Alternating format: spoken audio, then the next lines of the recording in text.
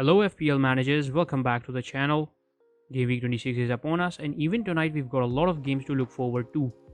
In this video I'll be taking you through a free hit draft that I've prepared for all of you intending to play the chip. If you haven't subscribed to the channel yet, hit that subscribe button and help me reach 500 subs sooner. I would really be thankful if you also like the videos if you enjoy watching the content I post. With that being said, let's kick things off. As I'm covering UCL 2, I'm facing a little bit issue in managing time as I'm having my final exams this month, so I couldn't prepare the proper graphics like I always do, but I'll make sure to cover each pick in detail to give you all a better view of things.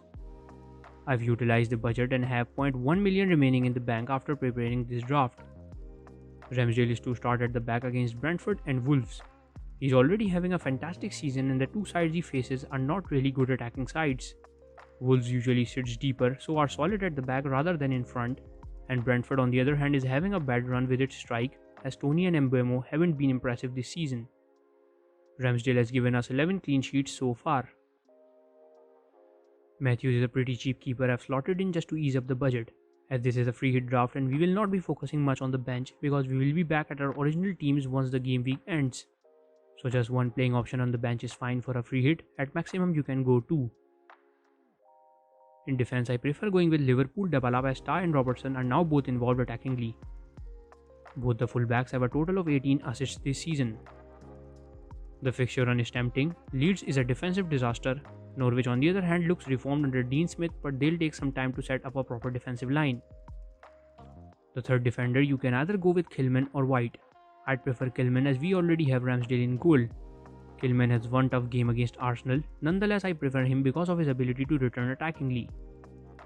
So this will set up the back line of 3 with 2 on the bench.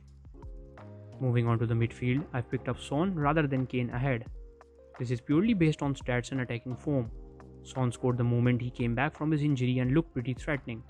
Although the defense is the new problem with Spurs these days, but Son is still a nailed-on option, and most importantly he has a great record against Man City. In his last 2 Premier League games, he has recorded an XG of 0.46 with 1 goal scored. Odegaard takes up the second spot in the midfield, who is cheaper than Saka but has had his attacking involvements this season. If you fancy Smith Rowe instead of Odegaard, you can definitely choose him. In case you want to go for Saka, you would have to downgrade a player. Choosing Odegaard gave me the budget to allocate well. Martin Odegaard has 6 goal plus assist involvement this season for Arsenal. Moving on to Maxwell Cornet, he is someone I was eyeing on for a while due to the possible double game weeks of Burnley. In just 13 games for Burnley, he has netted in 6 goals. And finally King Mo is back. It's such a relief to have him back in the side now, as we now won't be having captaincy issues anymore. This is how a midline of 4 will look like. At the end, it's the strikers who haven't been very impressive this season. I've captained Ronaldo, hoping he might return versus Leeds, and if he does, this could be the game where we could see him return big, as Leeds have conceded a total of 9 goals in last 4 Premier League games. Ron has had his chances in the previous few games too, but he was slightly out of form and couldn't capitalize upon them. Also, those sides were defensively more balanced than Leeds.